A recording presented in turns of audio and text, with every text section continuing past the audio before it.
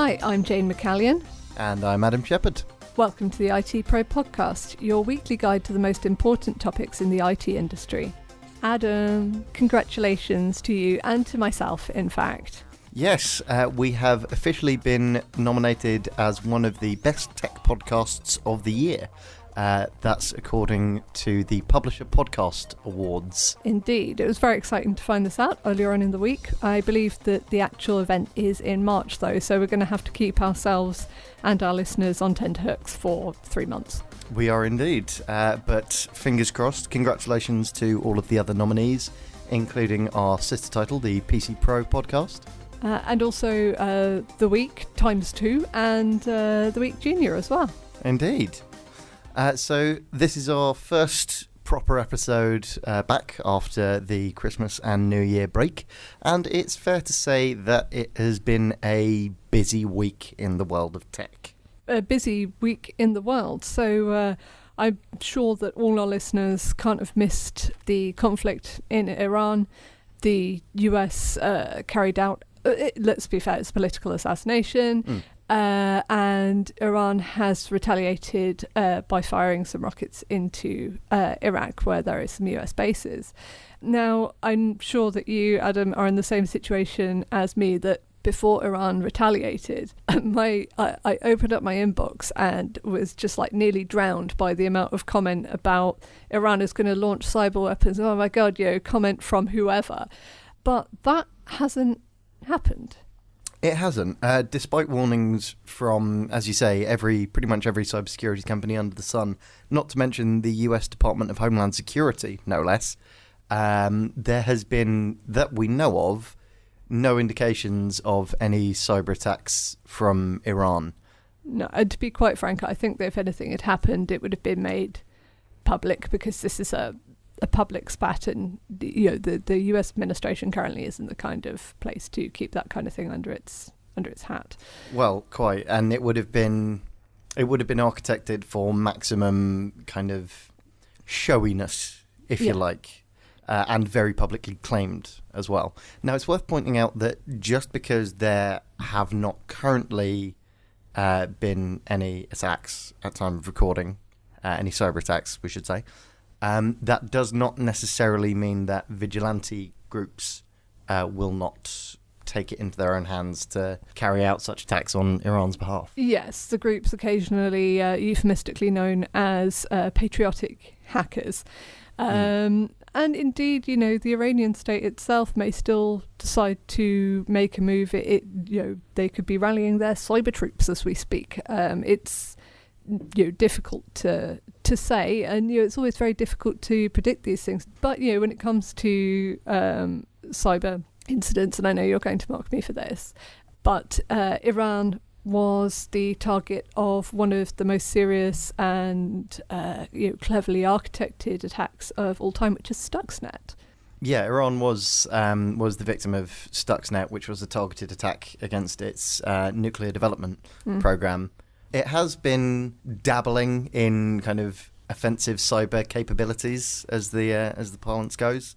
But I think this story, or kind of somewhat non-story, kind of underlines the need for being a bit calmer when discussing kind of the possibility of state-sponsored attacks. Yeah, which is something that came up, when we spoke to Stu Peck and Graham Cleary right back at the beginning of this podcast, that the cyber industry suffers from terminal FUD, fear, uncertainty and doubt. We love, or rather the cyber industry loves to spread around a bit of hysteria. So from something of a non-story, we move on to an attack that has very much happened, and happened in quite a major way. Foreign exchange firm Travelex is considering making an exchange of its own as it wrestles with hackers following a crippling ransomware outbreak. So this all kicked off on New Year's Eve, but I think because of the timing, went slightly under the radar apart from those directly affected for a couple of days.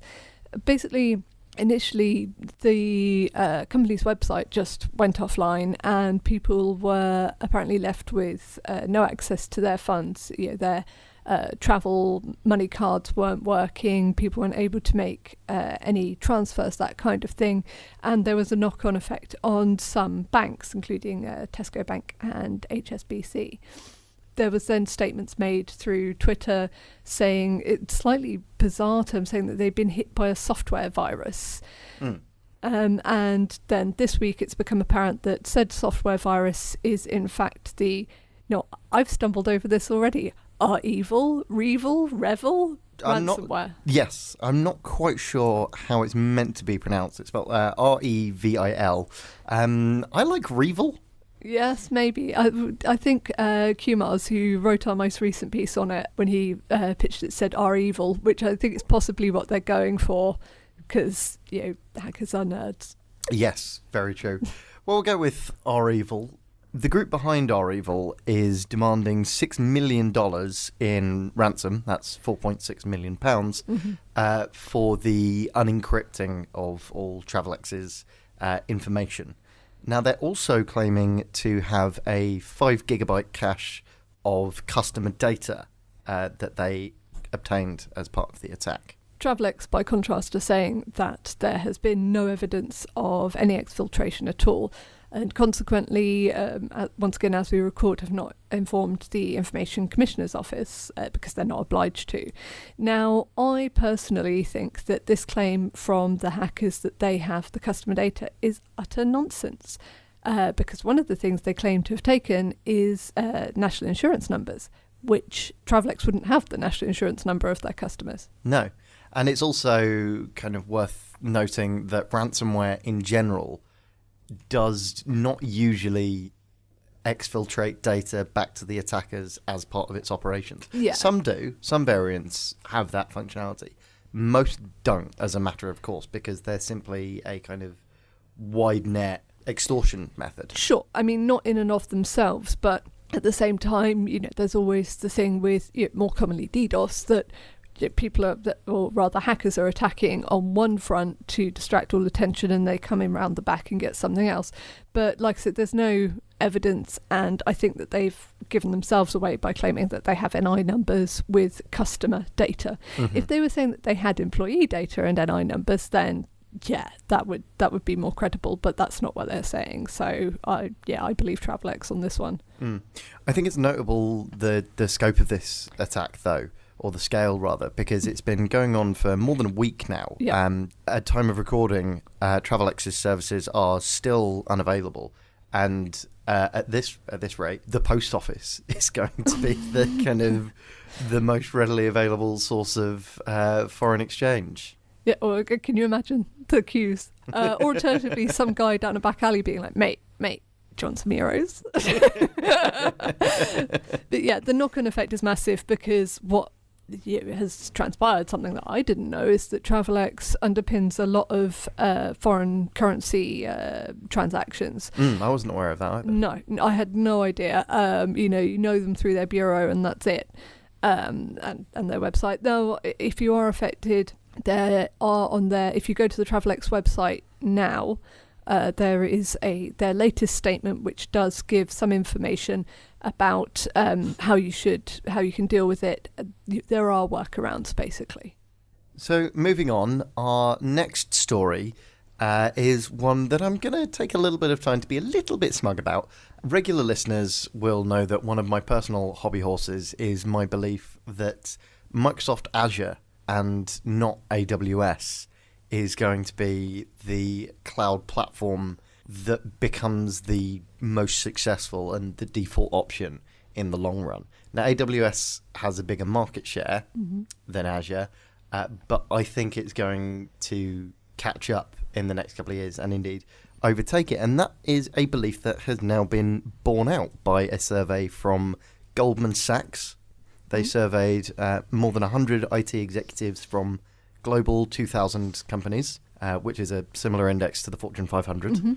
So according to that survey, the majority of CIOs who were surveyed said that they were using Azure more than AWS, and 66 of them suggested their companies will be using Azure more than any other cloud in the next 3 years. Yeah, so you predicted this, if you like, in your column, and yes, you have a bit of bragging rights. It's also what I've heard anecdotally amongst people who I know in the industry, including people who are moving away from, say, AWS, also Google Cloud Platform, onto Azure. There's lots of reasons for it. As I think we've said before, AWS is good for sort of dev and test, and that's, I think, without question. But a lot of larger businesses in particular, if nothing else, they feel at home with Microsoft. And also one of the things that I've heard of is they have a lot more kind of control over where their data sits, that all that kind of things that are important, especially if you have a lot of precious IP, precious data. And also the enterprise level management tools for managing a kind of cloud infrastructure at that large scale. From what I've heard anecdotally from CIOs and IT managers, Microsoft has a lot more of a grounding in that area. They put a lot of focus onto it. At last year's conferences, they were unveiling kind of rafts of Azure management tools and kind of control planes and all of this kind of stuff.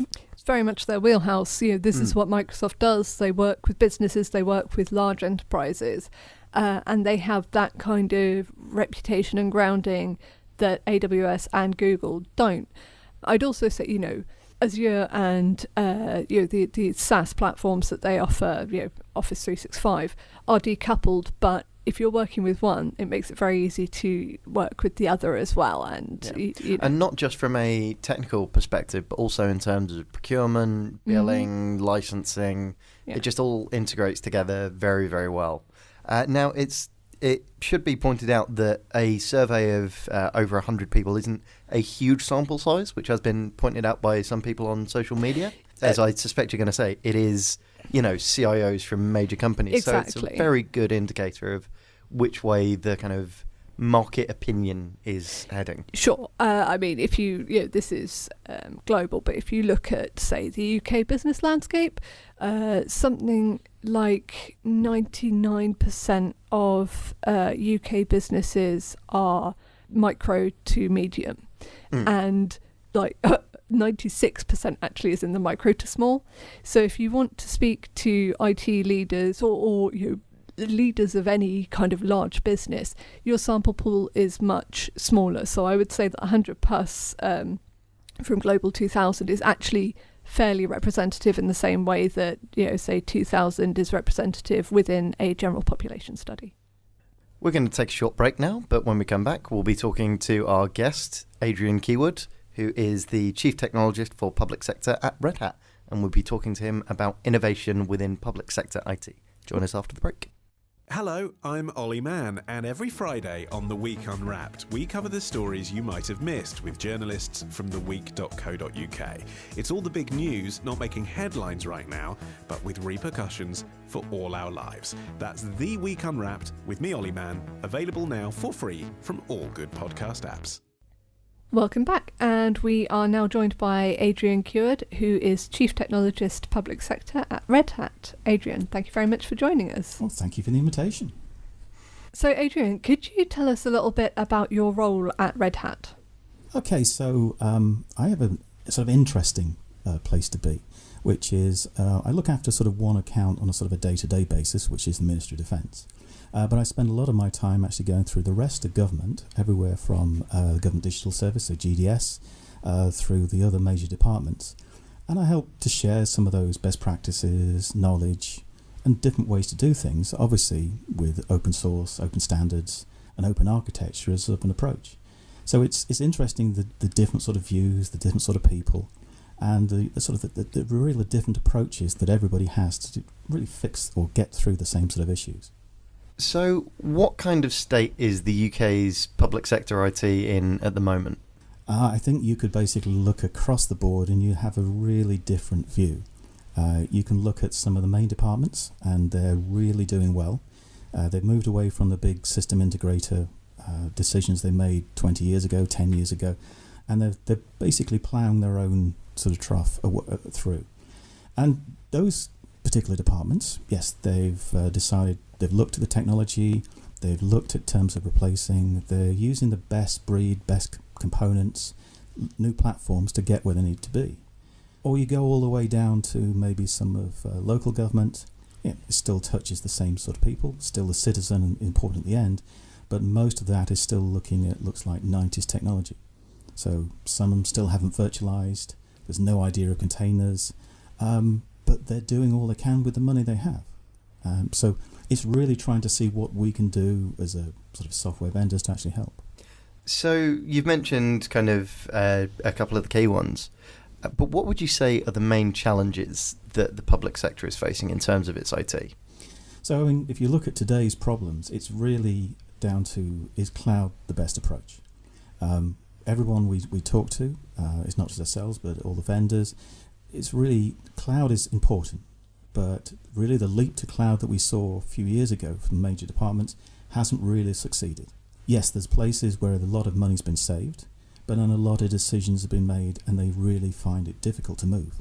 We're seeing modern lock-in a major problem for some of the departments because they've decided on one of the big hyper-converged companies and they've basically decided to go through it, they've invested, they keep investing, and then someone says, well, look, is that the best value for money we can get? And the case of, well, it may or may not be, but we can't move because you don't own the architecture. You're not using open standards, and you're not using open source, or using some sort of combination. So we see that sort of approach as an issue. We're seeing some of the departments who started to do that now look towards a more hybrid approach. So they'll make a decision about one or two cloud vendors. They'll have some of their own services, systems within a data center they own or that they're still going to rent. And they basically want to manage that as one service or service class. We think this is the way that a lot of people can take the approach because your data is going to be the best place it can be. Your applications might require short data paths, or there might be data that you really can't afford to be in private cloud or public cloud. So we see hybrid as a real approach that allows you to make those best decisions, both from a sort of a data point of view, governance point of view, security, and literally cost. It's interesting to hear you talk about the cloud side of things and the problems with not so much, well, yeah, I guess procurement, because I remember back in the olden days of G-Cloud during the first couple of iterations, obviously the idea was to get the public sector to not just buy from the same people, the same vendors over and over again, to kind of spread themselves out a bit more, maybe take a bit more of a hybrid approach. But the reality was that at least at first, it seemed that departments were buying from who they've always been buying from. So as I was saying, in terms of G-Cloud, we saw as many customers and companies did, the approach was to try and use as many, the smaller SMEs as possible. And to a large extent, I think that really did succeed. I mean, if you look at those first few sort of iterations. But yes, they're still the same people. The big problem with G-Cloud is the government's requirement to remove risk. And if you want to remove risk, you've got to pay for it. And G-Cloud is not the way to remove risk if you want to pay for it, which means the large companies that can afford to take the risk will basically bring in smaller companies who can't take the risk, and we're basically back to where we were. So I think G-Cloud itself has still got some work to be done. If you look at more of the different frameworks like digital outcomes, where they're actually looking in terms of where we want to be in the end, and then in terms of can you actually afford to take the risk, and those sort of components as they work through it. So in terms of some of the challenges that you've identified, things like cost, complexity, risk, how do you think organisations within the public sector can mitigate this when it comes to kind of IT modernisation projects? So it really boils down to the approach to sort of the three opens. So, obviously Red Hat, very well that we've basically been an open source since the very beginning. And I think that to a large extent is a war that's already been won, because open source is really backing just about every major project. Every major decision is going to have some form of open source because the community of people designing, developing, making those systems is so massive. If you were trying to build something like Linux today, you're a single sort of company, I think it's something like between $4 and $6 billion would be required to make Linux if you basically didn't have the community. So that's a massive thing if you were trying to replicate it. So open source, I think, is there. Open standards, well, open standards still need a little bit further to go, but that does give you the ability to basically connect things without having to pay some sort of big tax to do so. So we're seeing that as a big approach. And then, of course, the last one is open architectures. Now, that wasn't one that people wanted to talk about, but the very same thing, if you want to basically take your service from one cloud provider to another, you've got to make sure that all of the components that plug into it, you can actually replicate, or if you're not replicating, well, what's the cost to actually replace it? So those three things allow government departments or even commercial customers to actually decide on their own, basically their future.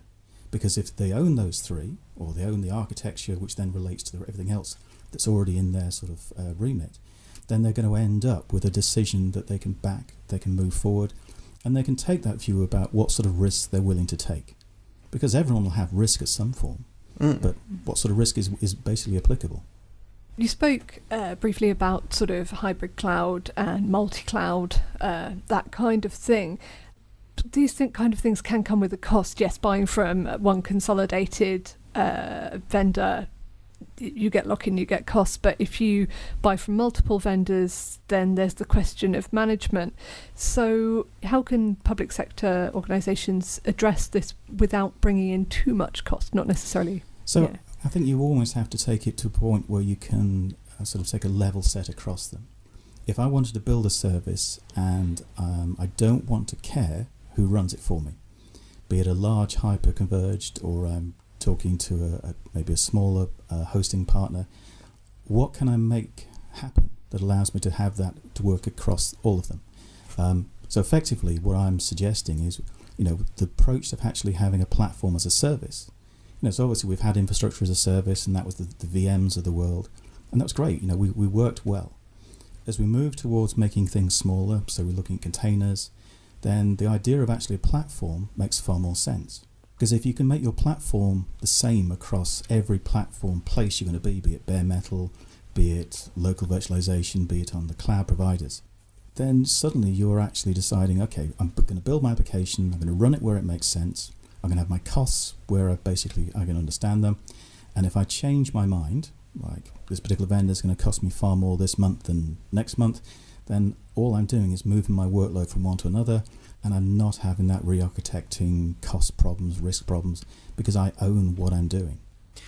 I'd like to go back quickly to something that you mentioned earlier, which blew my mind when I heard it, which is that most or a lot of public sector organisations haven't gotten past virtualization yet, which seems crazy to me. The idea that any kind of sizable organisation isn't already using virtualization. How can that be? Well, if you look at what we've seen, the big departments, they moved into virtualization. They've been virtualized since the mainframes with the mini systems, Unix, etc. So there's been virtualization or containers since the very early days. But when you look at it, when you boil down to the very smallest part of our government, which is sort of local government, then they really haven't been necessarily enough for to do so.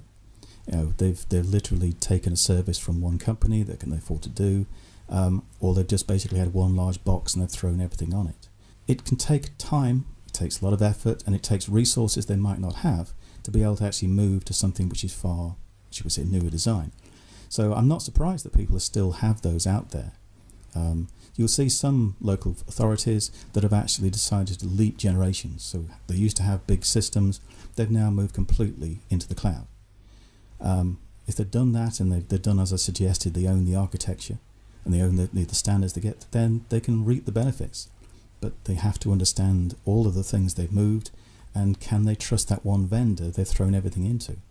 So while we can talk about vendors and sourcing and all that kind of thing, underpinning all of this at the public sector's end is skills. And we see across the board the skills gap. Young people are not coming in, older people are retiring.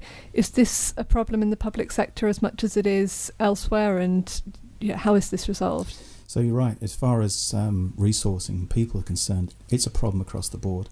I would love to be able to say that whatever department they've got all of the modern skills they want.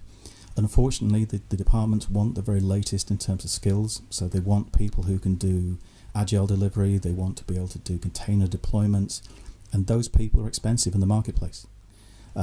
Some of the more forward-thinking departments are starting to look at apprenticeships. They're bringing on those graduates in order to help build those services and systems, and they hope that they can retain those people for a number of years. So you'll see some of the big departments putting like a hub together, so they can actually have those young people coming into the business. They'll train them, and then after 2 to 3 years, they'll hope to retain them as more senior members of staff. But that's a long-term solution. Nobody's got what they need, so unfortunately the contractor market is still required to basically help the departments get over those issues, because they still want to write or to build new applications and systems, but they don't necessarily have the skills and the sets to do it. The looming spectre of Brexit, as always, is hanging over us. What do you think the impact of us leaving the EU is likely to be on these organisations? As far as Brexit's concerned, obviously we work in a lot of the departments. Some of the departments lost their budgets over Brexit, other departments gained, and a lot of the systems that, in order to exit the EU, having to be replaced. So the good news is, from those departments, they're looking at open source, open standards, and open architectures first and foremost. They're not looking at anything else, and they want to get there as rapidly as possible. And when you consider that everything from passport systems to border controls all has to be done beforehand, there's an awful lot of work to be done. Okay, so Brexit has sort of, for those departments that are directly involved with it, has almost supercharged their IT transformation efforts. Yeah, and unfortunately other departments, they've lost the budgets they thought they had because the contingency money just went. Well, yes, there is always the downside. Well, that's all we have time for this week. Thank you once again, Adrian, for joining us. You can find all the topics we've spoken about today in the show notes and even more on our website, www.itpro.co.uk. You can also follow us on Twitter at ITPro, as well as on Facebook and LinkedIn. Don't forget to subscribe to the ITPro Podcast on Apple Podcasts, Spotify, Stitcher, or wherever else you find podcasts to never miss an episode. And we'll be back next week with more news and analysis from the world of IT. Until then, goodbye. Bye.